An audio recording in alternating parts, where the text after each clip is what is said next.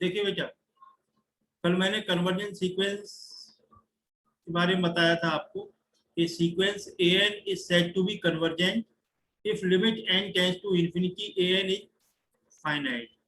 For example, an is equal to 1/2n. कोई भी sequence है वो कन्वर्जेंट कहलाएगी कब? जब limit n tends to infinity an निकालो, अगर वो फाइनाइट आ जाती है तो वो कन्वर्जेंट हो जाएगी। जैसे फॉर एग्जांपल मैंने an ले रखा है 1/2 टू द पावर n।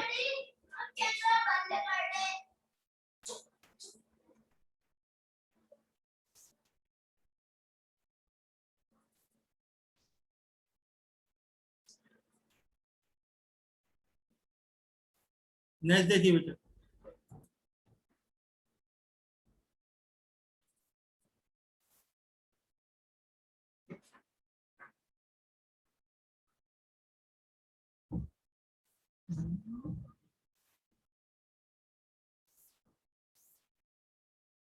देखिए an हमारा क्या था बेटा, बताएं? 1/2n 1/2 to the power n है, 2n नहीं, 1/2 to the power 2n, 1/2 power n। तो मैं क्या करूं, limit n tends to infinity an calculate करूं। Limit n tends to infinity an कितना है, 1/2n।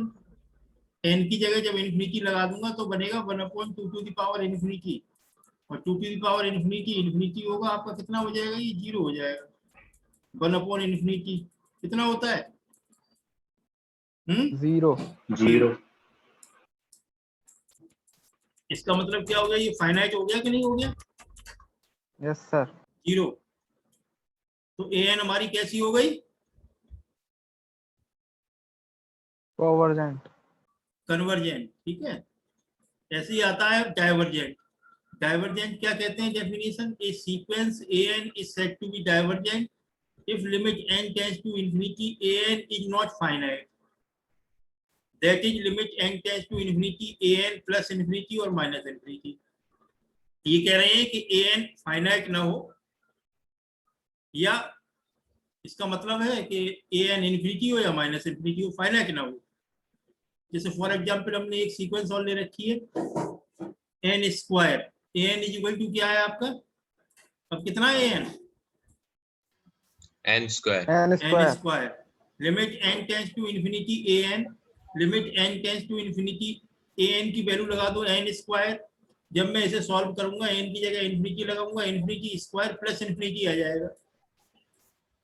तो फाइनाइट नहीं आया, प्लस इंफिनिटी आया, इसका मतलब सीक्वेंस कैसी हो गई आपकी? डाइवर्जेंट। इसी तरह से नेक्स्ट एग्जांपल एक और लिया है,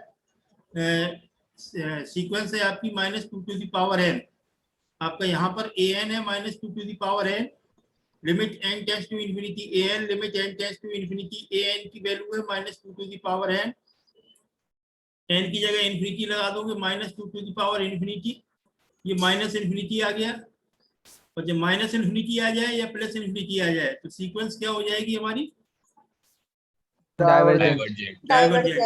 दो बातें हैं, limit n tends to infinity an अगर फाइनाइट आ जाती है तो कन्वर्जेंट, इनफाइनाइट या माइनस इनफाइनाइट आ जाती है तो क्या हो जाएगा? डाइवर्जेंट। ठीक, आगे आइए। नेक्स्ट आती है ऑक्सीलेटरी सीक्वेंस। ऑक्सीलेटरी सीक्वेंस क्या होती है? If A sequence an neither converges to a finite number nor diverges to plus infinity और माइनस इन्फिनिटी। ऊपर जो तीन कंडीशन बताई है, finite, plus infinity, minus infinity, न तो वो कन्वर्जेंट हो न डाइवर्जेंट हो। क्यों? तो इस तरह की सीक्वेंस को हम क्या कह देते हैं? Oscillatory sequence. क्यों बताओ सर, एक बार दोबारा से बता दीजिए। पिछली कंडीशंस क्या बताई है? तीन कंडीशन बताई थी आपको। Yes sir. Limit n tends to infinity an finite हो तो कन्वर्जेंट, इनफाइनाइट या माइनस इनफाइनाइट आए तो डाइवर्जेंट। ये समझ में आ गई थी? Yes sir. ऑक्सीलेटरी में क्या है, ये तीनों कंडीशन ना हो, न तो फाइनाइट हो, convergence to a finite number, nor ना divergence to plus infinity minus infinity. तो सीक्वेंस आपकी ऑक्सीलेटरी हो जाएगी। जी सर, समझ में आ गया। अब एग्जाम्पल देखो ना, एग्जाम्पल तो समझ में आएगा, डेफिनेशन से क्या समझ में आएगा। अब एग्जाम्पल देखो, ये एग्जाम्पल याद रखो। There are two types of oscillatory sequence. A bounded sequence which does not converge is said to oscillate finitely. Sequence bounded होनी चाहिए और कन्वर्ज नहीं करनी चाहिए। कन्वर्जिंग की कंडीशन जानते ही हो, limit n tends to infinity an finite नहीं होना चाहिए, तो हम उसे कह देते हैं ऑक्सीलेट फाइनाइटली। जैसे एक सीक्वेंस है मेरी -1 पावर n, -1 पावर n को कैसे लिखा जा सकता है? n की जगह 1 लगाओ, क्या आएगा? -1 की पावर -1 की पावर n, n की जगह 1 लगवा रहा हूं भाई। -1 की पावर 1 -1 बोलो ना, तो जब -1 की पावर n लगवा रहा हूँ, कहोगे कि सब -1 पावर है। क्या तुम लोग सोचते हो, क्या कहते हो? -1 आएगा सर। मैंने केवल इतना कहा है कि n की जगह 1 लगा दो, -1 आ गया। n की जगह 2 लगा दो, कितना आ जाएगा? -2। लो, कहाँ तुम लोग हो? +1 आएगा सर, +1। तो -2 कहाँ से आ रहा है भाई? कौन बोल रहा है -2? बॉबी है सर। -1 पावर n में n की जगह 2 लगा रहा हूँ तो -2 आएगा। कितना आना चाहिए? +1 आएगा। 1 सर। +1 आएगा। और n की जगह 3 लगाओ तो क्या आएगा? -1 n की जगह 4 लगाओ तो क्या आएगा? +1। बेटा जब यही चीजें नहीं लगा पाओगे तो बाकी चीजें क्या समझोगे? सिंपल क्लास 6 की बात बता रहा हूँ। अब n की जगह 5 लगाओगे तो क्या आएगा? -1। 6 लगाओगे क्या आएगा? 1 आएगा। इस तरह चलता चला जाएगा। क्यों? Yes sir. -1 1 -1 1 -1 1 -1 1।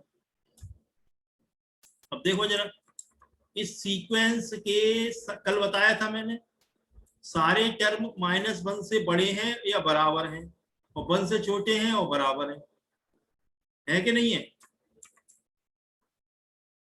क्यों? Yes sir. भाई -1 के बराबर है कि नहीं है सर। Yes 1 sir. के बराबर है या नहीं है?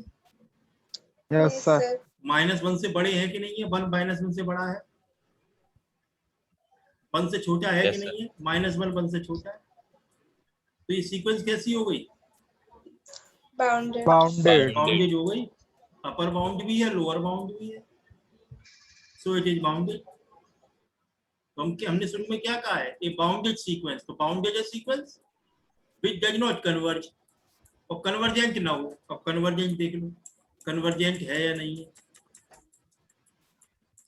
Limit n tends to infinity a to n। अच्छा ये एक बार बताओ, इसमें जो इवन नंबर पे आ रहा है वो तो बना रहा है, ऑड नंबर पे आ रहा है, क्या आ रहा है? -1। देखो ये तुम्हारा a1 रहा, पहला वाला। ये क्या है तुम्हारा? ये क्या है? a1। ये क्या है? A2। ये क्या है? A3। ये क्या है? A4। यहाँ से क्या पता लग रहा है कि जो 1 3 5 ऑड वाले पे क्या आ रहा है? -1 और इवन पे +1। इवन वाले पे +1। तो limit n tends to infinity a to n। ये 2n क्या रिप्रेजेंट करता है? इवन या ऑड? इवन। तो इवन पे क्या आना चाहिए? +1। तो आ गया 1 लिख दिया। ऐसे ही a to n +1, ये 2n +1 क्या रिप्रेजेंट करता है? ऑड वाले पे क्या दे रहा है? -1। तो अब देख रहे हो कि लिमिट जो सीक्वेंस है वो 1 भी वैल्यू दे रही है और -1 भी वैल्यू दे रही है। Limit n tends to infinity में 2 वैल्यू दे रही है ना? Yes sir. और जबकि होना क्या चाहिए? फाइनाइट एक वैल्यू देनी चाहिए। फाइनाइट तो वैल्यू है, लेकिन यहाँ कितनी वैल्यू है? 2 वैल्यू है। 2 वैल्यू है, जबकि एक यूनिक वैल्यू होनी चाहिए। तो ये कन्वर्ज नहीं करेगी। कन्वर्जेंट के लिए क्या है? Limit n tends to infinity an कैसी वैल्यू होनी चाहिए? यूनिक वैल्यू होनी चाहिए फाइनाइट। यहाँ दो वैल्यू दे रहे हैं, 1 और -1। क्यों बेटा? Yes sir. क्या है फिर ये? कन्वर्जेंट है या नहीं है? नहीं है सर। नहीं है। नहीं है सर। तो देखो बाउंडेड है और कन्वर्जेंट नहीं है। ऊपर क्या लिखा था? ये bounded sequence which does not convert is said to be oscillate finitely. तो हमने इसे क्या कह दिया? Oscillate finitely. अगर कोई कहे कि ऑक्सीलेट फाइनाइटली सीक्वेंस का कोई उदाहरण बताइए तो आप बता देंगे? -1 पावर n, ये बता देंगे? Yes yes sir. सर। अगर कहे कोई कि ऑक्सीलेट फाइनाइटली कोई सीक्वेंस का आप एग्जांपल बताइए तो कह देना -1 पावर n। आगे चलूं? Yes yes sir. Sir. Yes sir.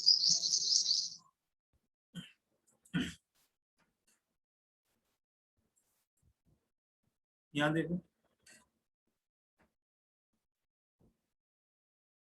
तो क्या कह रहे हैं? इसी को कहा है आगे, limit n tends to infinity an does not exist. Exist नहीं कर रही है। क्यों नहीं कर रही है? क्योंकि वैल्यू आपकी अलग अलग वैल्यू है, 1 और -1। तो does not converge and this sequence is oscillates finitely. ये आ गया। नेक्स्ट है unbounded sequence which does not diverge is said to be oscillate infinitely. अब देखो, पहले बाउंडेड था, अब उसकी जगह क्या आ गया? अनबाउंडेड। अनबाउंडेड। और पहले डज नॉट कन्वर्ज था, अब क्या आ गया? Does not diverge. Diverge. Diverge. इसका उल्टा हो गया सीधे। तो हम उसे क्या कह देंगे? Oxalates infinitely. ठीक है बेटा? जैसे यहाँ एक एग्जांपल मैंने लिया है, -1 पावर n, इसमें n और लगा दिया। पिछली वाली सीक्वेंस क्या थी? -1 पावर n। यहाँ मैंने क्या कर दिया? -1 पावर n इंटू n और कर दिया है।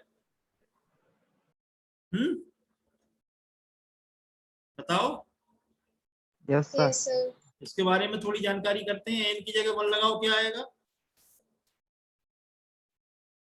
-1 n की जगह 2 लगाओ तब क्या आएगा? +1 +2।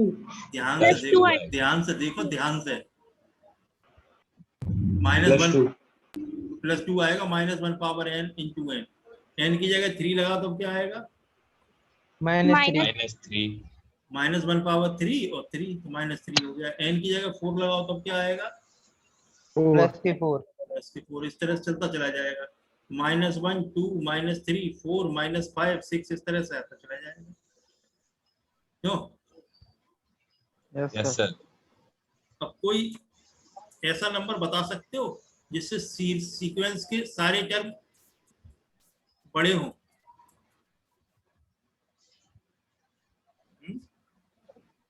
Sir -1 -3 sir. हैं? -3 से सीक्वेंस के सारे टर्म बड़े हैं? नहीं सर। -3 से -1 बड़ा है? -3 से 2 बड़ा है? -3 से 4 बड़ा है? -4 हैं? सर 4। क्या कह रहे हो? -4 सर माइनस की कोई लिमिट नहीं है। माइनस की कोई लिमिट नहीं है मतलब? एक मतलब नंबर सर 100 के बाद और भी तो होंगे, -5 और भी तो होंगे भाई। Sir -infinity. -इन्फिनिटी। इनफिनिटी की तो बात ही नहीं कर रहे हैं हम, फाइनाइट वैल्यू की बात कर रहे हैं। Sir -m। हैं? Sir -n।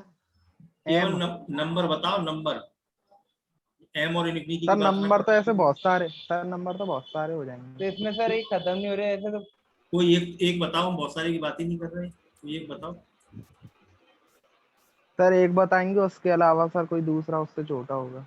उससे छोटा तो होगा? -7 छोटा है सर सबसे इसमें। अरे मैं केवल ये पूछ रहा हूँ, कोई ऐसा नंबर बता दो जिससे सीक्वेंस के सारे नंबर बड़े हो।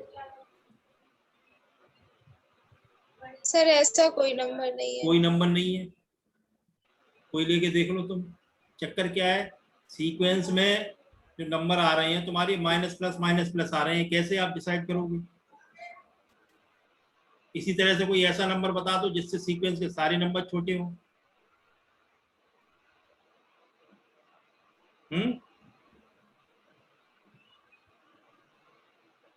सर ऐसा कोई सर, नंबर नहीं है।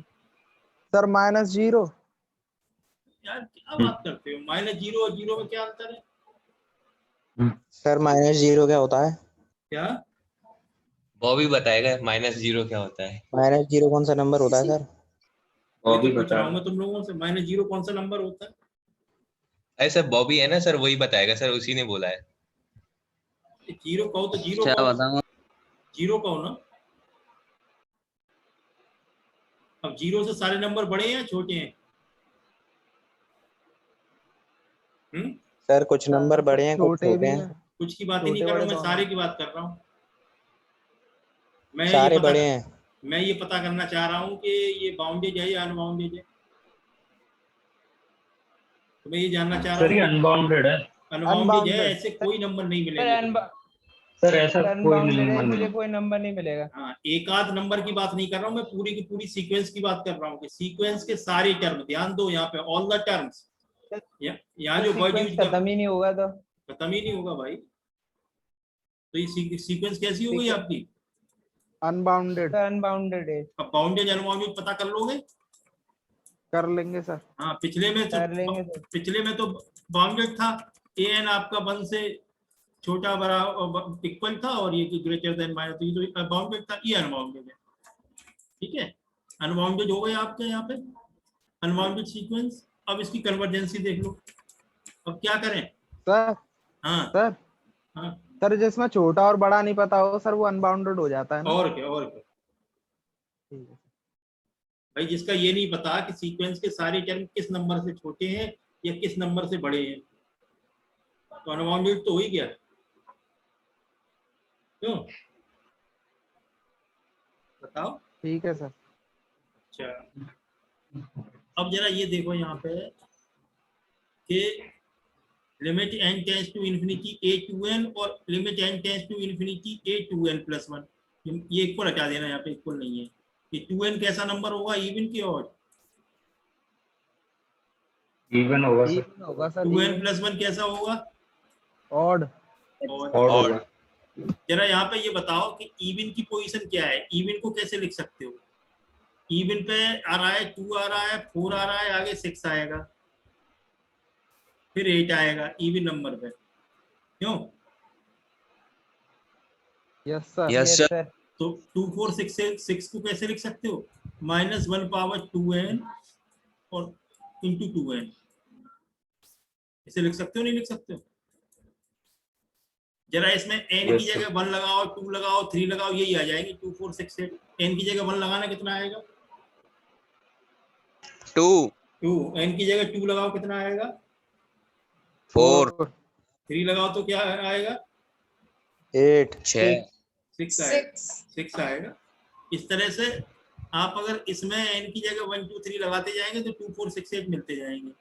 तो a2n इवन के लिए क्या बना तुम्हारा? -1 की पावर 2n इंटू 2n। तो ऑड के लिए क्या बन जाएगा? n की जगह क्या लगा दूं? n+1। तो ऑड के लिए क्या बनेगा? देखो, -1 की पावर 2n+1 कर दो यहाँ पे, यहाँ भी 2n प्लस जोड़ दो बस। ऑड के लिए ये बन जाएगा -1 की पावर 2n+1 अपॉन 2n+1। अब जरा इसमें लगा के देखना, n की जगह 1 लगाना, 2 लगाना, 3 लगाना, ये मिल जाएगा तुम्हें। तो यस सर। हाँ, 1 लगाना, क्या मिलेगा? -3 -3 मिलेगा 1 लगाने से। -3 आ गया, ये आ गया। 0 लगाना क्या मिलेगा?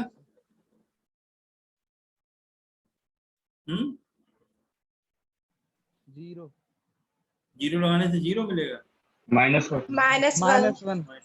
-1 इस तरह से देखो, -1 मिल गया, -3 मिल गया, आगे -5 मिल गया, इस तरह से मिलता चला जाएगा आपको।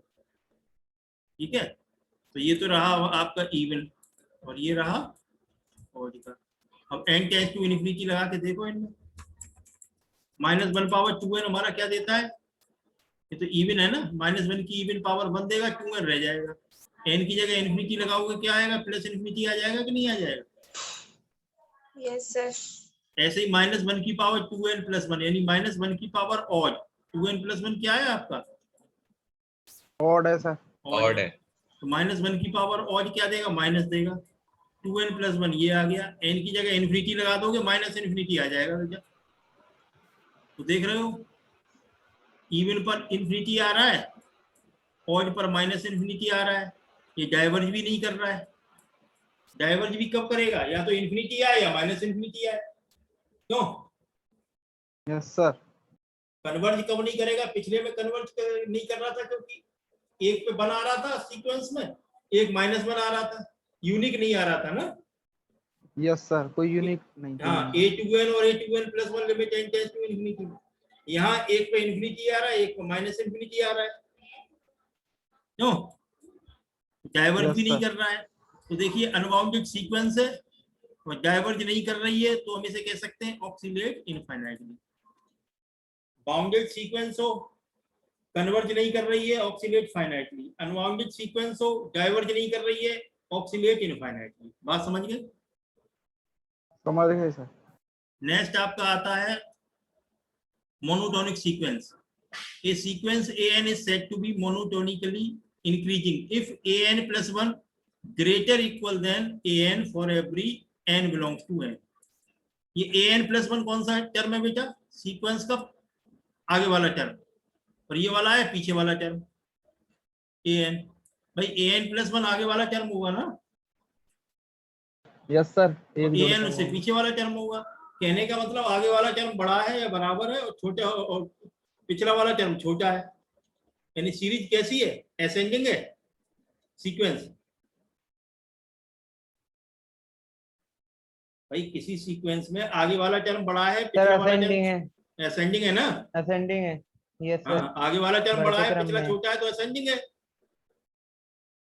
अगर सीक्वेंस असेंडिंग हो यानी आगे वाला टर्म पिछले वाले टर्म से बड़ा हो या बराबर हो, तो हम उसे कह देते हैं मोनोटोनिकली इंक्रीजिंग। समझ आया? Yes sir. इसी तरह हाँ, इसी तरह से आगे वाला टर्म छोटा हो पिछले वाले टर्म से, तो सीरीज Descending. सीक्वेंस कैसी होगी? डिसेंडिंग। छोटा हो या बराबर हो, तो हम उसे कह देते हैं मोनोटोनिकली डिक्रीजिंग। डिक्रीज कर रही है ना, आगे वाला टर्म छोटा है, यस सर। पिछला और उसका पिछला वाला बड़ा है, तो डिक्रीज कर रही है। ऊपर वाली इंक्रीज कर रही है, तो ऊपर वाले को कह दिया मोनोटोनिकली इंक्रीजिंग और नीचे वाले को कह दिया मोनोटोनिकली डिक्रीजिंग। लिखने का तरीका ये है कि साहब an + 1 मतलब आगे वाला टर्म, an मतलब पिछला टर्म, आगे वाला टर्म छोटा है पिछले वाले टर्म से और बराबर भी हो सकता है। ये तरीका लिखने का है। क्यों? Yes sir. और ये एक टर्म की बात नहीं कर रहे हैं, हर एक टर्म की बात कर रहे हैं सीक्वेंस की। क्योंकि n की जगह वैल्यू लगाओगे ना, n की जगह 1 लगाओगे तो ये क्या आ जाएगा? a2 ≤ a1। n की जगह 2 लगाओगे तब क्या आएगा?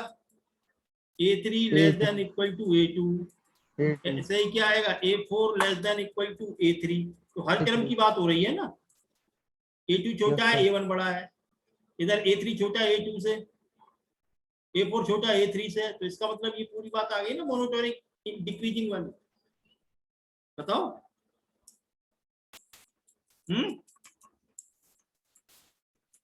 बताओ भाई। Yes sir. हाँ, next a sequence an is said to be monotonic। अब केवल मोनोटोनिक कहेंगे if it is either monotonically increasing और मोनोटोनिकली डिक्रीजिंग। या ये मोनोटोनिक इंक्रीजिंग हो या डिक्रीजिंग हो, हम इसे क्या कह देंगे? मोनोटोनिक। मोनोटोनिक सीक्वेंस क्या होगी?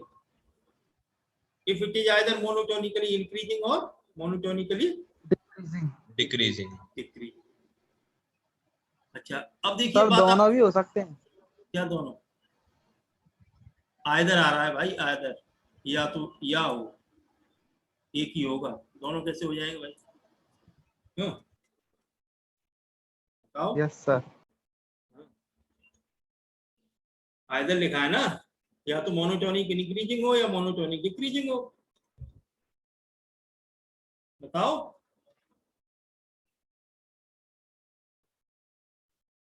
बोलो भाई। यस सर आ गया। अगला देखो आया सर समझ में। A sequence AN is said to be strictly monotonic increasing।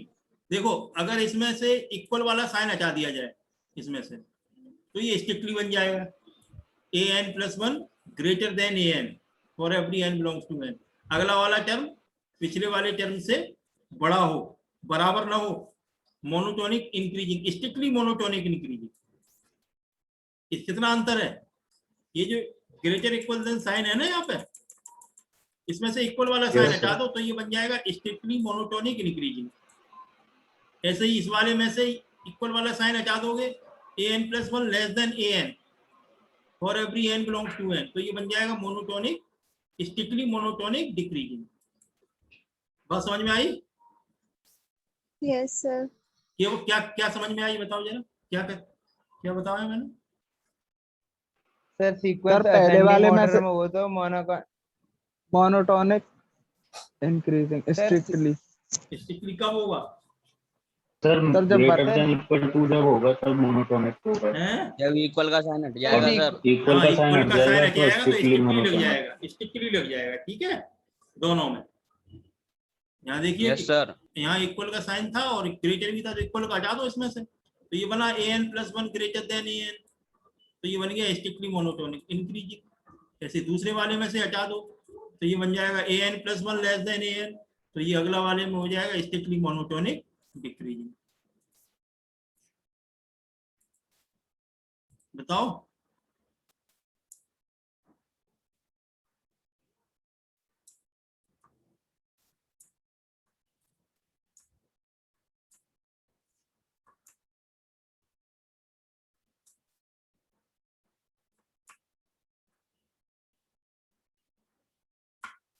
ये आ गया बेटा?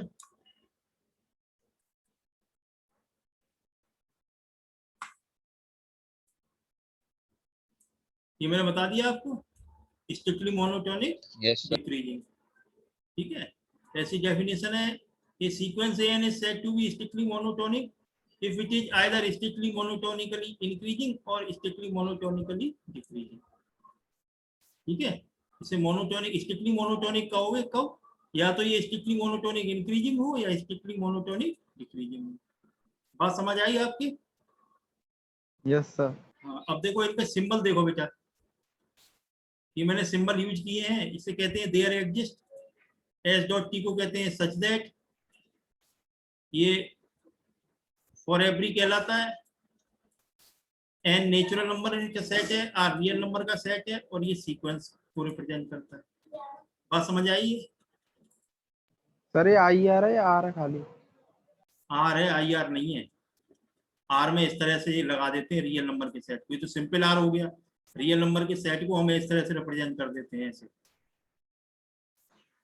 ठीक है, ये हाँ, बुक में तो इसे बोल्ड कर देते हैं रियल नंबर के सेट को।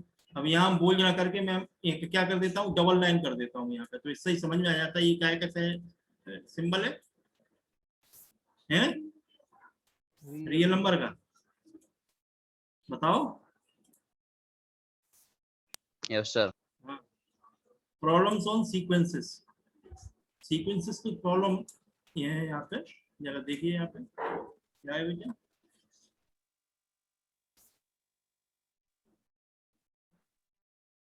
पहली सीक्वेंस ये है, प्रॉब्लम ये है, given example of A monotonic increasing sequence which is convergent और डाइवर्जेंट।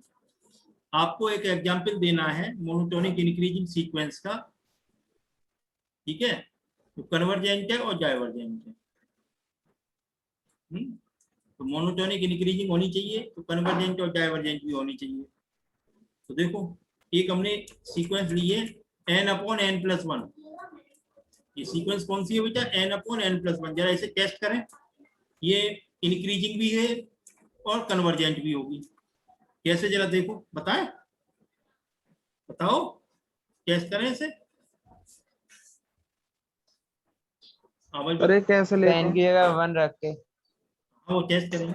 ये यू हैव टू रिमेम्बर, याद करनी पड़ेगी आपको। n/n+1 एक ऐसी सीक्वेंस है जो मोनोटोनिकली इंक्रीजिंग भी है और कन्वर्जेंट भी है। कैसे जरा देखो, n की जगह 1 बताओ, 1 लगाओ। कितना 1 आएगा? upon 2, 1/2, 2 लगाओ, 2 upon 3, 2/3, 3 लगाओ, 3 upon 3 4, upon 4. 4, यहाँ से तुम देख सकते हो 1/2 छोटा है, 2/3 बड़ा है, 3/4 और बड़ा है।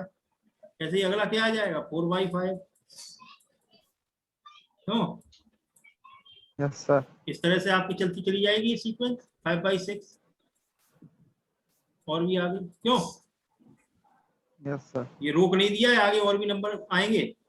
ठीक है, तो यहां से देख अच्छा। सकते हो आगे वाला टर्म पिछले वाले टर्म से बड़ा है या छोटा है? छोटा है, छोटा, छोटा है। आगे वाला बड़ा टर्म है, सर। छोटा है, 2/3 1/2 से छोटा है, नहीं सर बड़ा है, सर। बड़ा है, बड़ा है। ये 0.6 है, ये 0.5 है, ये 0.75 आ गया।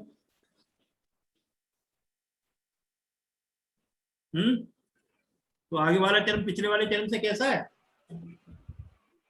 बड़ा है सर। बड़ा, बड़ा। बड़ा, हाँ, या ऐसे ऐसे कह सकते हो an+1 मतलब आगे वाला टर्म बड़ा है पिछले वाले टर्म से। और every n belongs to n, इसे मैथमेटिकली ऐसे लिख सकते हो। कैसी सीक्वेंस हो गई? मोनोटोनिकली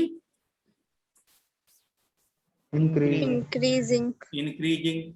अब इसे देख लो, limit n tends to infinity लगा के देखो जरा, कन्वर्जेंट है कि डाइवर्जेंट है? कन्वर्जेंट डाइवर्जेंट कैसे चेक करते हैं? Limit n tends to infinity n, limit n tends to infinity an की वैल्यू कितनी है तुम्हारी? कितना है n? n/n+1, अच्छा, n/n+1. हाँ, अब इसे लिमिट को सॉल्व करो। नीचे से n कॉमन ले लो बेटा, कितना आएगा? यहाँ से नीचे से n कॉमन ले लूंगा तो आ जाएगा 1/1 + n, और n से n कैंसिल हो जाएगा। Limit n tends to infinity 1/1 + n, और जब n की जगह इन्फिनिटी लगाओगे तो कितना आना चाहिए? 1/1 + 1/∞, 1/1 + 1/∞ 0 होगा तो कितना आना चाहिए? ये 1/1 आ जाएगा सर। 1, ये लिमिट 1 आ जाएगी। और 1 कैसा नंबर है? फाइनाइट है। फाइनाइट है। इसका मतलब क्या है? ये कन्वर्जेंट है। कन्वर्जेंट। Yes sir. बात समझ आई? हैं? यस सर, अगर तुमसे कोई एग्जाम्पल पूछे कि ऐसा एग्जाम्पल बताओ जो मोनोटोनिक इंक्रीजिंग भी हो और कन्वर्जेंट भी हो, तो वो एग्जाम्पल कौन सा रहेगा? n/n+1। n+1. नेक्स्ट एग्जाम्पल अगर कोई ये पूछे कि ऐसी सीक्वेंस बताओ जो मोनोटोनिक इंक्रीजिंग है और डाइवर्जेंट है, तो उसके लिए एक एग्जाम्पल है n। ये जो n सीक्वेंस है, ये n सीक्वेंस को जरा एनालिसिस करो। n की जगह 1 लगाओगे क्या आएगा? 1 2 लगाओगे तो 2, 3 लगाओगे तो 3, और 4 लगाओगे तो 4, 4। देख सकते हो 1 < 2 < 3 < 4 इस तरह चला जाएगा। देख सकते हो अगला वाला टर्म पिछले वाले टर्म से छोटा है बड़ा है? बड़ा है। बड़ा है। तो कैसी हो गई सर। सीक्वेंस? हाँ, बड़ा है। मोनोटोनिक इंक्रीजिंग, मोनोटोनिक इंक्रीजिंग हो गई, बड़ा है। अब इसकी लिमिट चेक करो। Limit n tends to infinity an, an कितना है? n टेंड्स टू इन्फिनिटी में सॉल्व करोगे तो क्या आ जाएगा? ये infinity. Infinity. Sequence diverges to plus infinity, इसका मतलब सीक्वेंस हमारी कैसी है? डाइवर्जेंट है। तो अगर तुमसे कोई पूछे कि ऐसी सीक्वेंस बताओ जो मोनोटोनिक इंक्रीजिंग हो और डाइवर्जेंट हो, तो कौन सी सीक्वेंस है? n. n। बात समझ आई? यस सर, नेक्स्ट आपका give an example of monotonic decreasing sequence which is convergent और डाइवर्जेंट। अब इसका उल्टा है। अब हमें मोनोटोनिक डिक्रीजिंग सीक्वेंस देनी है जो कन्वर्जेंट हो और डाइवर्जेंट हो। तो एक हमने सीक्वेंस ली है 1/n। इस 1/n को टेस्ट करो जरा। n की जगह 1 लगाओ, क्या आएगा? 1/1, 2 लगाओ, 1/2, 3 लगाओ, 1/3, 4 लगाओ। 1/4, यहाँ से देख सकते हो 1 greater than 1/2 greater than 1/3 and so on. यानी अगला वाला टर्म छोटा है पिछले वाले टर्म से। यस सर, यानी ये कह Yes, सकते हो an+1 मींस आगे वाला टर्म ये छोटा है किससे? पिछले वाले टर्म से, an. an से। an, इसे मैथमेटिकली ऐसे कह सकते हो। देख सकते हो 1 बड़ा है, 1/2 छोटा है, फिर 1/2 बड़ा है, तो 1/3 छोटा है। ये डिसेंडिंग जा रही है ना, यस सर। तो मोनोटोनिक कैसी हो गई? डिक्रीजिंग इंक्रीजिंग हो गई। अब इसकी कन्वर्जेंसी डाइवर्जेंसी चेक कर लो। Limit n tends to infinity, an कितना है 1/n, सीक्वेंस हमारी n की जगह इन्फिनिटी लगाओगे 1/∞ कितना होता है? 0 0 होता है। तो ये कैसी फाइनाइट है? Yes sir. तो sequence Yes, sir. Converges to 0। तो ये डिक्रीजिंग सीक्वेंस है और कन्वर्जेंट भी है। नो, सीक्वेंस कैसी यस है? सर। डिक्रीजिंग है और कन्वर्जेंट। अगर अब कोई पूछे एग्जांपल बताओ जो सीक्वेंस डिक्रीजिंग भी हो और कन्वर्जेंट भी हो, तो आप डिक्रीजिंग हो और कन्वर्जेंट हो, तो क्या एग्जांपल रहेगा वो? 1/n 1/n। एक एग्जांपल और हमने लिया है -n। सीक्वेंस का साइन यही तो होता है, कल बताया था मैंने, इसमें लिखते हैं सीक्वेंस। Yes sir. -n को चेक करो, n की जगह 1 लगाओ, -1 -2 2 लगाओ, -3 -4 चेक करो इसे। -1 बड़ा है -2 से, -2 बड़ा है -3 से, डिसेंडिंग में है। Yes sir. an + 1 छोटा है an से, अगला वाला टर्म पिछले वाले टर्म से छोटा है। सीक्वेंस कैसी होनी चाहिए? Monotonically decreasing. अब ये देखो डाइवर्जेंट है या कन्वर्जेंट है? an हमारा -n है, चेक करो limit n tends to infinity -n कितना आएगा? -∞ आएगा। Yes sir. Sequence diverges to -∞। -∞। हाँ, तो देख सकते हो मोनोटोनिक डिक्रीजिंग सीक्वेंस है और डाइवर्जेंट है। कोई एग्जांपल पूछा जाए तो कौन सा एग्जांपल बताओगे इसका? -n 4 एग्जांपल हो गए, मोनोटोनिक इंक्रीजिंग कन्वर्जेंट का पहला, मोनोटोनिक इंक्रीजिंग डाइवर्जेंट का दूसरा, और दूसरे क्वेश्चन में मोनोटोनिक डिक्रीजिंग कन्वर्जेंट का, और तीसरे में आपका इसके दूसरे पार्ट में monotonic increasing divergent, monotonic decreasing divergent का। बात समझ में आई बेटा? Yes sir. अब ये कल क्वेश्चन कराऊंगा, discuss the convergency of the sequence an where an ये है, an ये है, ये 3 पार्ट है, इनकी कन्वर्जेंसी डिस्कस करूंगा। ठीक है, सेशन भी एंड होने को है, मैं दोबारा ज्वाइन करूंगा। Yes sir. बात समझ में आ रही? सीक्वेंस समझ में आई? आ रही बेटा? है सर, आ रही है। आ गई सर अच्छी तरीके से। इनमें क्वेश्चन बदलेंगे नहीं, इन्हीं में से ऐसे ही आ जाएंगे जैसे हैं वैसे। ठीक है, इन्हीं क्वेश्चन ठीक है को सर। तैयार कर लो।